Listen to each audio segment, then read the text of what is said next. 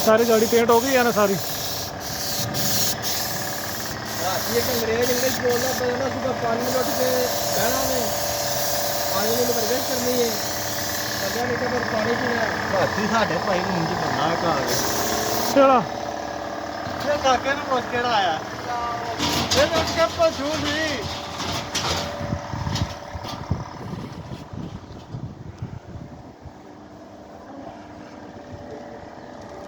सारी गाड़ी पेंट हो गई है सारी